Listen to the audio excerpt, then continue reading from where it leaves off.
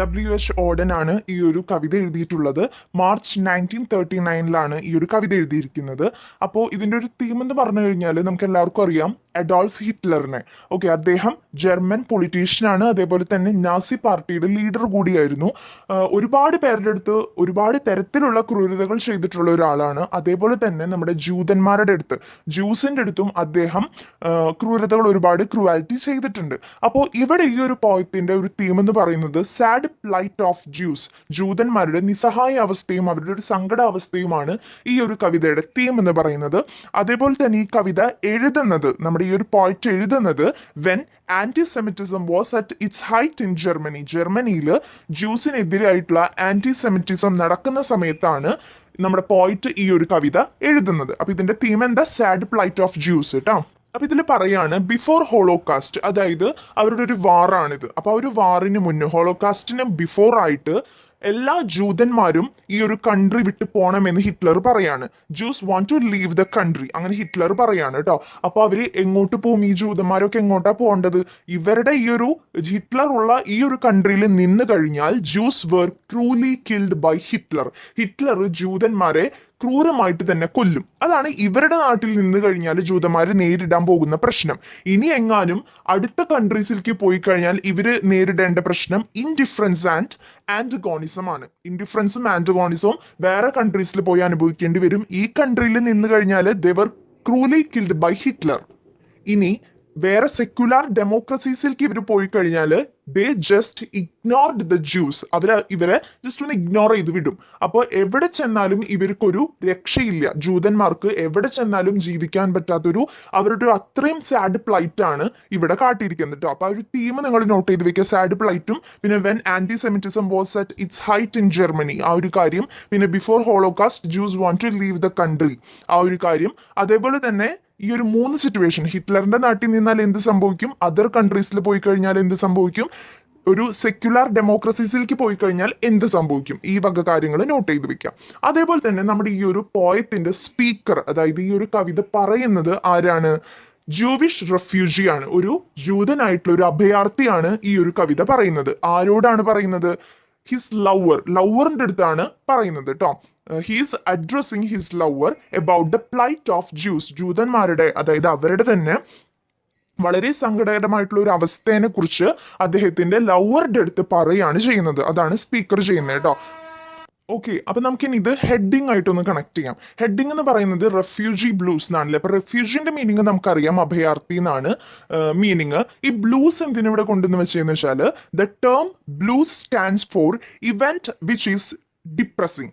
ഒരു ഡിപ്രഷൻ ആയിട്ടുള്ള ഒരു ഇവന്റിനെ കാട്ടാൻ വേണ്ടിയിട്ടാണ് ബ്ലൂ എന്നുള്ള ഒരു ടേം അവിടെ. അപ്പോൾ the term blue for the event which is depressing, അത് നോട്ട് ചെയ്ത് വെക്കണം കേട്ടോ. പിന്നെ നമ്മുടെ ഈ ഒരു കവിത എന്ന് പറയുന്നത് 12 സ്റ്റാൻസിയാണ്, 12 സ്റ്റാൻസി ഉണ്ട്. 3 ലൈൻ വീതാണ് ഓരോ സ്റ്റാൻസിൽ, 3 ലൈൻസ് ഉള്ള 12 സ്റ്റാൻസിയാണ്. അപ്പൊ ഈ ഒരു ഇതിന്റെ ഒരു എന്താ പറയുക, റൈമിംഗ് സ്കീം എന്ന് പറയുന്നത് AAB, അതാണ് ഇതിന്റെ റൈമിംഗ് സ്കീം എന്ന് പറയുന്നത്. അപ്പൊ മൊത്തമായിട്ട് ഈ ഒരു പോയത്തിനെ കുറിച്ചൊക്കെ എഴുതാൻ വരും ചിലപ്പോ. അപ്പൊ നമ്മൾ ഫസ്റ്റ് പാരഗ്രാഫിൽ ഈ വക കാര്യങ്ങളാണ് എഴുതേണ്ടത് കേട്ടോ. നമ്മുടെ പോയത്തിനെ കുറിച്ചും പോയിറ്റിനെ കുറിച്ചും അതിന്റെ തീമിനെ കുറിച്ചും പിന്നെ ഈ ഒരു 12 സ്റ്റാൻസ, 3 ലൈൻസ് വീതമുള്ള 12 സ്റ്റാൻസയാണ്, AAB ആണ് അതിന്റെ റൈമിംഗ് സ്കീം. ഈ കാര്യങ്ങളൊക്കെ നമ്മൾ ഇൻക്ലൂഡ് ചെയ്യണം. ഓക്കെ, പിന്നെ ഈ ഓരോ സ്റ്റാൻസയുടെയും എൻഡില്, ഓരോ സ്റ്റാൻസയുടെ എൻഡ്, അതായത് 3rd ലൈനിൽ പറയുന്ന ഒരു കാര്യം മൈ ഡിയർ എന്ന് പറയുന്നുണ്ട്.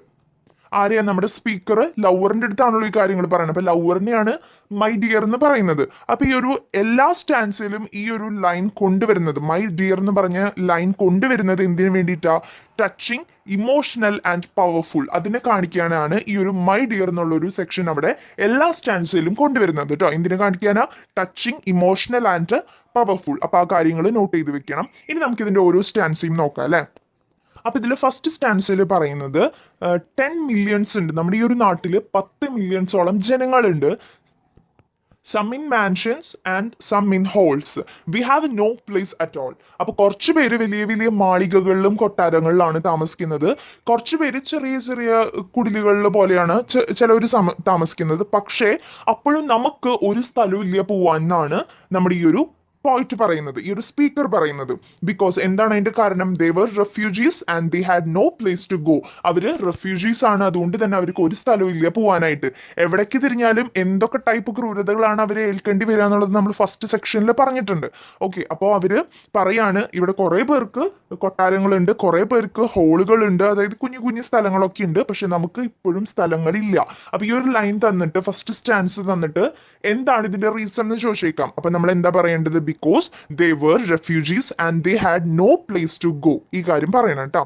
ഇനി രണ്ടാമത്തെ സ്റ്റാൻസ് എന്ന് പറയുന്നത് once we had a country it still in map but we can't go there now. നമുക്കൊരു എന്താ പറയുക, ഒരു കൺട്രി ഉണ്ടായിരുന്നു, അത് വളരെ ബ്യൂട്ടിഫുൾ ആണ്, അവിടെ സേഫ് ആണെന്നൊക്കെയാണ് നമ്മൾ വിചാരിച്ചിരുന്നത്. അതിപ്പോഴും മാപ്പിലുണ്ട്, പക്ഷെ നമുക്ക് പോകാനായിട്ട്, അവിടേക്ക് പോകാനായിട്ട് നമുക്ക് കഴിയുന്നില്ല എന്നാണ് പറയുന്നത്. അപ്പൊ അവരുടെ ഒരു സാഡ് പ്ലൈറ്റ് തന്നെയാണ് ഈ ഒരു ലൈനിലും കാണിക്കുന്നത്. ഇനി തേർഡ് സ്റ്റാൻസ് ആണ്, 3 ലൈൻസ് വീതേ ഉള്ളൂ ആ സ്റ്റാൻസുകൾ, അതാണ് ഇങ്ങനെ വേഗം വേഗം പോകുന്നത്. തേർഡ് സ്റ്റാൻസയുടെ ഒരു സമ്മറി എന്ന് പറഞ്ഞാൽ ഒരു വില്ലേജ് ചർച്ച് യാർഡില് ഒരു യു ട്രീ നിൽക്കുന്നത് കണ്ടു എന്നാണ് പറയുന്നത്. വില്ലേജ് ചർച്ച് യാർഡ് എന്ന് പറഞ്ഞ ഒരു പള്ളിമുറ്റത്ത് ഒരു യു ട്രീ, യുടെ സ്പെല്ലിങ് YEW എന്നാണ് കേട്ടോ, യു ട്രീ നിൽക്കുന്നുണ്ടായിരുന്നു. ആ ട്രീയുടെ പ്രത്യേകത എന്താണെന്ന് വെച്ചാൽ it brings out flowers every year. എല്ലാ വർഷവും അതുമ്മ പൂക്കൾ ഉണ്ടാവും, പിന്നെ അത് കൊഴിഞ്ഞു പോവും, എന്നാലും എല്ലാ വർഷവും അതുമ്മ പൂക്കള് വീണ്ടും വരും എന്നാണ് പറയുന്നത്. ആ ഒരു യു ട്രീയുടെ പ്രത്യേകത അതാണ്. പക്ഷേ but we can't renew our passports. അങ്ങനെ ആ ഒരു മരത്തിന് എല്ലാ വർഷവും ഒരു പുതുമ വരുന്നുണ്ട് അല്ലെ, പൂക്കൾ ഉണ്ടായി കൊഴിഞ്ഞു പോയി, പിന്നത്തെ വർഷം അതേ സമയമാകുമ്പോൾ വീണ്ടും പൂക്കൾ ഉണ്ടാവുന്നു. അങ്ങനെയാണ് അതിന് സംഭവിക്കുന്നത്. ഒരു പുതുമ അല്ലെങ്കിൽ ഒരു പുതുക്കൽ അവിടെ സംഭവിക്കുന്നുണ്ട്. പക്ഷേ നമ്മുടെ പാസ്പോർട്ട് അവർ പുതുക്കി തന്നിട്ടില്ല, പാസ്പോർട്ടിന് ഒരു പുതുമ വന്നിട്ടില്ല എന്നാണ് അവിടെ പറയുന്നത്. റിന്യൂ ചെയ്ത് കിട്ടിയിട്ടില്ല എന്ന് നമ്മുടെ പാസ്പോർട്ട്. അപ്പൊ അതാണ് അവിടെ പറയുന്നത് കേട്ടോ. അതായത് ഈ റെഫ്യൂജീസിന്, അഭയാർത്ഥികൾക്ക് വേറെ കൺട്രീസിലേക്കൊക്കെ പോകാനായിട്ട് പാസ്പോർട്ട് വേണമല്ലേ, പാസ്പോർട്ട് റിന്യൂ ചെയ്യണം. അപ്പൊ അതൊന്നും ഇവർ ചെയ്ത് കൊടുക്കണില്ല, അതാണ് പറയുന്നത്. ആ ഒരു യു ട്രീക്ക് പോലും പുതിയതായിട്ടുള്ള കാര്യങ്ങൾ നടക്കുന്നു, റിന്യൂ ചെയ്ത് കിട്ടുന്നുണ്ട്, അതായത് പുതിയ പുതിയ ഫ്ലവേഴ്സ് വരുന്നുണ്ട്, പക്ഷെ നമ്മുടെ പാസ്പോർട്ട്സ് ഇതുവരെ എന്താ പറയാ റിന്യൂ ചെയ്ത് കിട്ടിയിട്ടില്ല. അപ്പൊ ഇത് വളരെ ഇമ്പോർട്ടന്റ് ആണ്, ഈ ഒരു യു ട്രീയുടെ കാര്യം ട്ടോ. അദ്ദേഹം ഇത് എവിടെയാണ് കാണുന്നത്? വില്ലേജ് ചർച്ച് യാർഡിൽ. അതിന്റെ പ്രത്യേകത it brings out flowers every year but we can't renew our passport. ഇത് വളരെ ഇമ്പോർട്ടന്റ് ആണ്, നോട്ട് ചെയ്ത് വെക്കുക. പിന്നെ നാലാമത്തെ സ്റ്റാൻസയിൽ പറയുന്നത് the consul said if you have no passport you are officially dead. അപ്പൊ അതിലൊരു ഒരാൾ പറഞ്ഞത് ഇതാണ്, if you have no passport, നിങ്ങൾക്ക് പാസ്പോർട്ട് ഇല്ല, എവിടേക്കും പോകാനായിട്ട് നിങ്ങൾക്ക് പറ്റില്ലല്ലോ, അപ്പോൾ അതിനർത്ഥം എന്താ? You are officially dead. കാരണം അവർക്ക് ഇവിടെ നിന്ന് പിന്നെ ഇങ്ങോട്ട് പോകാൻ പറ്റില്ല. ഇവിടെ നിന്ന് കഴിഞ്ഞാൽ അവരുടെ അവസ്ഥ എന്താ? ഹിറ്റ്ലർ അവരെ എന്തായാലും കൊല്ലും. Jews were cruelly killed by the Hitler. അപ്പൊ അവര് മരണം എന്തായാലും സംഭവിക്കും. അപ്പൊ അതാണ് പറയുന്നത്, പാസ്പോർട്ട് ഇല്ലെങ്കിൽ നിങ്ങൾ ഒഫീഷ്യലി മരിച്ചു കഴിഞ്ഞു, ഒഫീഷ്യലി ഡെഡ് ആയി എന്നാണ് പറയുന്നത്. അപ്പൊ ആ ഒരു പാസ്പോർട്ടിന്റെ കേസിൽ ഇത് കൂടി ഇൻക്ലൂഡ് ചെയ്ത് പറയാം. അപ്പൊ ഒരു കൺസൾ ആണ് അത് പറയുന്നത് കേട്ടോ. ആരാണ് പറയുന്നതെന്ന് ചോദിച്ചാൽ കൺസൾ ആണ് പറയുന്നത്, CONSUL. ഇനി അഞ്ചാമത്തെ സ്റ്റാൻസ് പറയുന്നത് went to a committee asked me to return next year. ഞാനൊരു കമ്മിറ്റിയിൽ പോയി, ഇവരുടെ സംഘടനയിൽ പോയപ്പോൾ അവിടുത്തെ ആള് പറഞ്ഞു അടുത്ത കൊല്ലം വരാൻ, നെക്സ്റ്റ് ഇയറിൽ വരാൻ പറഞ്ഞു. അപ്പോൾ ആ ഒരു നെക്സ്റ്റ് ഇയർ വരെ ഇവർ എവിടെ ജീവിക്കുന്നതാണ് അദ്ദേഹം ചോദിക്കുന്നത്. But where shall we go today, അല്ലെങ്കിൽ ടിൽ ദാറ്റ് നെക്സ്റ്റ് ഇയർ നമ്മൾ എവിടെയാണ് താമസിക്കേണ്ടത് എന്ന് അവർ ചോദിക്കുകയാണ് ചെയ്യുന്നത്. ഇനി നമ്മൾ പറയാൻ പോകുന്നത് ആറാമത്തെ സ്റ്റാൻസയാണ് കേട്ടോ. ആറാമത്തെ സ്റ്റാൻസയുടെ സമ്മറി എന്ന് പറയുന്നത് ഒരു പബ്ലിക് മീറ്റിംഗിൽ വെച്ചിട്ട് ഒരു സ്പീക്കർ പറയാണ് if we let them they will steal our daily bread.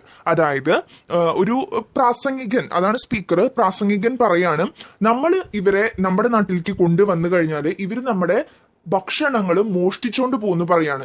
ഇതിന്റെ ഒരു റിയൽ മീനിങ് എന്താന്ന് ക്വസ്റ്റ്യൻ ആയിട്ട് വന്നേക്കാം. അപ്പോൾ അതിൽ നമ്മൾ എഴുതേണ്ട കാര്യം if they were allowed to come they will take up all the jobs and thus local people will lose their jobs and thus their bread. അതായത് അവരെ ഇങ്ങോട്ട് കൊണ്ടുവന്നു കഴിഞ്ഞാൽ ഇവിടുത്തെ ജനങ്ങളുടെ ജോലി നഷ്ടപ്പെടും. അവർ ജോലികളൊക്കെ ഏറ്റെടുത്തിട്ട് ജോലികൾ നഷ്ടപ്പെടും.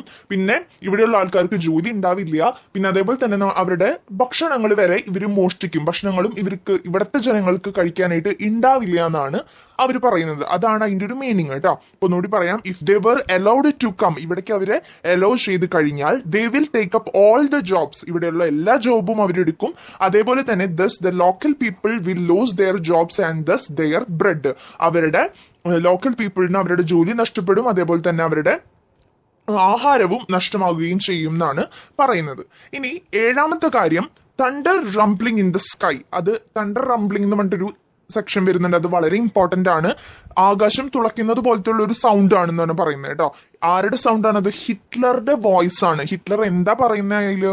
ദേ മസ്റ്റ് ഡൈ, അവര് എന്തായാലും മരിക്കണം എന്നുള്ള ഒരു കാര്യമാണ് ഹിറ്റ്ലർ പറയുന്നത്. അത്രയും ഒച്ചത്തിലാണ് ഹിറ്റ്ലർ പറയുന്നത് അല്ലെ. അപ്പൊ അത് എന്തുകൊണ്ടാണ് തണ്ടർ റംബ്ലിംഗ് എന്ന് പറയുന്നതെന്ന് വെച്ചാല് ഹിറ്റ്ലറുടെ വോയിസ് അത്രയും ശക്തമാണ്, പവർഫുൾ ആണ്, നിശ്ചയിച്ച കാര്യമാണ്, അത് എന്തായാലും നടക്കുന്ന ഉറപ്പുണ്ട്. അതുകൊണ്ടാണ് ആ ഒരു എക്സ്പ്രഷൻ അവിടെ കൊടുത്തിരിക്കുന്നത്. Thunder rumbling in the sky, ഹിറ്റ്ലറുടെ വോയിസ് ആണ്. എന്തായാലും പറയുന്നത് ദേ മസ്റ്റ് ഡൈ. ഇനി 8ാമത്തെ സ്റ്റാൻസ എന്ന് പറയുന്നത് അദ്ദേഹം കാണുകയാണ്, നമ്മുടെ ഈ ഒരു സ്പീക്കർ കാണുകയാണെന്നാണ് പറയുന്നത്. എന്ത്? Poodle in a jacket with a pin, door opened let a cat in but they were not German Jews. അവർ പറയാണ്, ഈ ഒരു പോയിന്റ് പറയാണ്, പോയിന്റ് അല്ല സ്പീക്കർ പറയാണ്, ഞാനൊരു ചെറിയൊരു കുഞ്ഞു പട്ടിക്കുട്ടീനെ കണ്ടു. ആ പട്ടിക്കുട്ടീനെ നല്ല ജാക്കറ്റ് ഒക്കെ ഇട്ട് കൊടുത്ത് നല്ല പിന്നൊക്കെ കൊടുത്ത് നല്ല സേഫ്റ്റി ആയിട്ട് വെച്ചിട്ടുണ്ട്. അതേപോലെ തന്നെ ഒരു ഡോർ ഓപ്പൺ ചെയ്തിട്ടേക്കാം, അങ്ങനെ പൂച്ചയ്ക്ക് അകത്തേക്ക് വരാനായിട്ട് ഡോർ ഓപ്പൺ ചെയ്തിട്ടേക്കാണ്. അതായത് മൃഗങ്ങൾക്ക് വരെ അവിടെ നല്ല രീതിയിലുള്ള പരിഗണനയും പരിചരണമൊക്കെയാണ് കൊടുക്കുന്നത്. അപ്പൊ അവരൊന്നും ജർമ്മൻ ജ്യൂസ് അല്ലല്ലോ, അതുകൊണ്ടായിരിക്കാം, ജ്യൂസ് അല്ലല്ലോ അവരാരും, ജൂതന്മാരല്ലല്ലോ, അതുകൊണ്ടായിരിക്കാം അവർക്ക് ഇത്രയും സെക്യൂരിറ്റി പ്രൊവൈഡ് ചെയ്യുന്നതെന്നാണ് നമ്മുടെ ഈ ഒരു സ്പീക്കർ പറയുന്നത്. ഓക്കെ, ഇനി നെക്സ്റ്റ് 9ാമത്തെ സെക്ഷൻ പറയുന്നത് അദ്ദേഹം ഒരു ഹാർബറിൽ നിൽക്കുകയാണ്, അതായത് തുറമുഖത്ത് നിൽക്കുമ്പോൾ I so fish swimming, they are only 10 feet away. ഞാൻ അവിടെ മീനുകൾ ഇങ്ങനെ വെള്ളത്തിൽ ഇങ്ങനെ നീന്തി കളിക്കുന്നത് ഞാൻ കണ്ടു. എന്നിൽ നിന്നൊരു 10 feet ഡിസ്റ്റൻസ് മാത്രമേ ഉണ്ടായിരുന്നുള്ളൂ അവര് തമ്മില്. പക്ഷേ എനിക്കില്ലാത്ത ഫ്രീഡം അവർക്കുണ്ട്, അവർക്ക് അവരുടെ ഇഷ്ടം പോലെ ജീവിക്കാം അല്ലെ, മീനുകൾക്കൊക്കെ. അതേപോലെ തന്നെ ഈ ഒരു കാറ്റിനായാലും ഡോഗിനായാലും ഒക്കെ ഇഷ്ടം പോലെ ജീവിക്കാം. പക്ഷെ അതിന് പോലും മനുഷ്യന്മാരായിട്ടുള്ള ഞങ്ങൾക്ക് കഴിയുന്നില്ലല്ലോ. എന്തുകൊണ്ട്? ഇവര് ജൂതന്മാരായതുകൊണ്ട്, ബിക്കോസ് ദേ ആർ ജ്യൂസ്. അതുകൊണ്ട് മാത്രം ഇവർക്ക് അതിനൊന്നും കഴിയുന്നില്ല. ഇനി 10ാമത്തെ സെക്ഷനിൽ പറയുന്നത് ഫോറസ്റ്റിൽ നിൽക്കുമ്പോൾ അവിടെ ബേർഡ്സ് ഉണ്ടായിരുന്നു, ട്രീസ് ഉണ്ടായിരുന്നു. അവിടെ ഒന്നും they had no politicians, they sang as they liked. അവിടെ ഒന്നും ഒരു പൊളിറ്റീഷ്യൻസും അവരെ ഒന്നും ചെയ്യാനില്ല. ആ ബേർഡ്സ് ഒക്കെ അവർ ഇഷ്ടമുള്ള പോലെ പാടി നടക്കുകയാണെന്നാണ് പറയുന്നത്. ഓക്കെ, അപ്പൊ മറ്റുള്ളവർക്ക് കിട്ടുന്ന ഫ്രീഡം അതുപോലും ഇവർക്ക് കിട്ടുന്നില്ല. അതാണ് ഇതിലും കൂടെ മീൻ ചെയ്യുന്നത്. ഇനി 11ാമത്തെ സ്റ്റാൻസയിൽ പറയുന്നത് I dreamed buildings with 1000 floor, 1000 doors and 1000 windows. അതായത് 1000 ഫ്ലോറുകളുള്ള, 1000 ഡോറുകളുള്ള, 1000 വിൻഡോസ് ഉള്ള ബിൽഡിങ്ങുകളൊക്കെ ഞാൻ സ്വപ്നം കണ്ടിട്ടുണ്ട് എന്നാ പറയുന്നത്. But not even one of them was ours. പക്ഷെ അതിൽ ഒന്നുപോലും നമ്മുടെയല്ല എന്നാണ് പറയുന്നത് കേട്ടോ. ഇനി അടുത്ത ലാസ്റ്റ് സ്റ്റാൻസയിൽ പറയുന്നത് I stood great plain, 10,000 soldiers march, they were looking us. അതായത് ഞാനൊരു ഇങ്ങനെ മഞ്ഞ് പെയ്യുന്ന ഒരു സ്ഥലത്ത് നിൽക്കുകയാണ് ഞാൻ. അപ്പോ അവിടെ എന്താ പറയാ 10,000 സോൾജേഴ്സ്, 10,000-കണക്കിന് സോൾജേഴ്സ്, പട്ടാളക്കാർ ഇങ്ങനെ മാർച്ച് ചെയ്ത് നടക്കുന്നുണ്ട്. അവര് നമ്മളെയാണ് അന്വേഷിക്കുന്നത് എന്ന് ലൗറിന്റെ അടുത്ത് പറയാണ്. നമ്മളെന്ന് പറഞ്ഞു കഴിഞ്ഞാൽ ജൂതന്മാരെ അന്വേഷിക്കുകയാണ്, വെടിവെച്ച് കൊല്ലാൻ വേണ്ടിയിട്ട്. ഇവിടെയുള്ള ജൂതന്മാരെ കൊല്ലൂലോ, അപ്പൊ അവരെ അന്വേഷിച്ച് നടക്കുകയാണ് ചെയ്യുന്നത്. അപ്പൊ ഹിറ്റ്ലറിന്റെ സോൾജേഴ്സ് ആണ് അവരെല്ലാവരും. അപ്പൊ അവരിങ്ങനെ ഈ ജൂതന്മാരെ അന്വേഷിച്ച് നടക്കുകയാണ് ചെയ്യുന്നത്. അപ്പൊ ഇതാണ് ഈ ഒരു പോയിന്റിന്റെ ഓരോ സ്റ്റാൻസൈഡും സമ്മറി എന്ന് പറയുന്നത്. അപ്പൊ അതില് ഇനി മെയിൻ ആയിട്ട് വരുന്ന ഒരു കാര്യമുണ്ട്. ഈ ഓരോ സ്റ്റാൻസും വളരെ ഇമ്പോർട്ടന്റ് ആണ്. അപ്പൊ അതില് നമ്മൾ യൂട്രിയുടെ കാര്യം പറഞ്ഞു, thunder rumbling in the sky പറഞ്ഞു, കൺസൾ പറയുന്ന കാര്യം പറഞ്ഞു, ഒരു കമ്മിറ്റിയിൽ ചെല്ലുമ്പോൾ അവര് പറയുന്ന കാര്യം, പിന്നെ വരാൻ പറയുന്നില്ലേ നെക്സ്റ്റ് ഇയറിൽ, അപ്പൊ ആ ഒരു കാര്യം. പിന്നെ ഒരു സ്പീക്കർ അവരുടെ പബ്ലിക് മീറ്റിംഗിൽ പറയാണ് ഇവരെ നമ്മൾ ഇങ്ങോട്ട് കടത്തി കഴിഞ്ഞാൽ ബ്രെഡ് മോഷ്ടിച്ചു പോവും. അതിന്റെ ഒരു കാര്യം നമ്മൾ പറഞ്ഞിട്ടുണ്ട്. അപ്പൊ ഓരോ സ്റ്റാൻസും വളരെ ഇമ്പോർട്ടന്റ് ആണ് കേട്ടോ. ഇനി ഇതില് ഒരു എക്സ്ട്രാ ക്വസ്റ്റ്യൻ എന്ന് പറയുന്നത് ഇതില് ഹൈപ്പർ ബോളി ഉണ്ട്. ഹൈപ്പർ ബോളി എന്ന് പറഞ്ഞാൽ എന്താ? It is a figure of speech. അതൊരു ഫിഗർ ഓഫ് സ്പീച്ച് ആണ് ഹൈപ്പർ ബോളി എന്ന് പറയുന്നത്. Which is deliberate and obvious exaggerations of things. നമ്മൾ ഇങ്ങനെ എന്താ പറയാ വലിയ കാര്യത്തിൽ പറയാന്ന് പറയില്ലേ, ഒരുപാട് എന്താ പറയാ, അതിനൊരു എക്സാമ്പിൾ പറയുമ്പോൾ നിങ്ങൾക്ക് മനസ്സിലാവും. ഇതിൽ തന്നെ എക്സാമ്പിൾ ഉണ്ട്. തണ്ടർ റംബ്ലിംഗ്, അതായത് ഹിറ്റ്ലറിന്റെ വോയിസ്, ദേ മസ്റ്റ് ഡൈ എന്ന് പറഞ്ഞിട്ടുള്ള ഹിറ്റ്ലറിന്റെ വോയിസിനെയാണ് തണ്ടർ റംബ്ലിംഗ് എന്ന് പറയുന്നത്. യൂറോപ്പ് മുഴുവൻ കേൾക്കത്തക്ക വിധത്തിലാണ് അവർ മരിക്കണമെന്ന് ഹിറ്റ്ലർ പറയുന്നത്. അപ്പൊ അത് എന്താ, യൂറോപ്പ് മൊത്തം കേൾക്കുന്ന രീതിയിൽ പറയുന്നു. അങ്ങനെ ഒരിക്കലും പറയാൻ കഴിയില്ല. പക്ഷെ അതൊരു എന്താ പറയാ എക്സാജുറേഷൻ ആണ്. ഇങ്ങനെ നമ്മളിങ്ങനെ കൂട്ടി പറയാന്ന് പറയില്ലേ, നിങ്ങൾക്ക് മനസ്സിലായില്ലേ സംഭവം? അതാണ് സംഭവം. അപ്പോ അതാണ് അതിന്റെ ഒന്നാമത്തെ എക്സാമ്പിൾ. ഹൈപ്പർബോളി വരുന്ന ഒന്നാമത്തെ എക്സാമ്പിൾ തണ്ടർ റംബ്ലിംഗ് ആണ്. പിന്നെ രണ്ടാമത്തെ എക്സാമ്പിൾ എന്ന് പറയുന്നത് 1000 ഫ്ലോറും 1000 ഡോറും 1000 വിൻഡോസും ഒക്കെയുള്ള ഒരു ബിൽഡിംഗ് ഞാൻ സ്വപ്നം കണ്ടു എന്ന് പറയുന്നില്ലേ. അപ്പൊ അതും ഉദാഹരണമാണ്. അതേപോലെ തന്നെ ഇതിൽ വരുന്ന വേറൊരു കാര്യം എന്ന് പറഞ്ഞത് ലാസ്റ്റ് സ്റ്റാൻസിൽ പറയുന്നുണ്ട് 10,000 സോൾജിയേഴ്സ്, 10,000 സോൾജിയേഴ്സ് ഈ ഒരു സ്പീക്കറിനെയും അദ്ദേഹത്തിന്റെ ലവറിനെയും അന്വേഷിച്ചിറക്കാണെന്ന് പറയുന്ന ഒരു കാര്യം. ഈ ഒരു 3 കാര്യങ്ങളാണ് ഇതിൽ മെയിൻ ആയിട്ട് ഹൈപ്പർബോളിക്ക് എക്സാമ്പിൾ ആയിട്ട് വരുന്നത്. അപ്പൊ ഈ ഒരു ഹൈപ്പർബോളിനെ കുറിച്ച് ചോദിച്ചു കഴിഞ്ഞാൽ നമ്മൾ ഫസ്റ്റ് ആ ലൈൻ എഴുതണം. It is a figure of speech which is deliberate and obvious exaggeration of things. ഈ ഒരു കാര്യം എഴുതണം കേട്ടോ. ഇനി ഈ ഒരു പോയത്തിൽ വരുന്ന എനിമൽ ഇമേജറി എന്തൊക്കെയാണെന്നാണ് ചോദിച്ചിരിക്കുന്നത്. അപ്പൊ എനിമൽ ഇമേജറി എന്ന് പറയുമ്പോൾ നമുക്ക് ബേർഡ്സിനെയും കൂടി ഒക്കെ ഇൻക്ലൂഡ് ചെയ്യാം കേട്ടോ.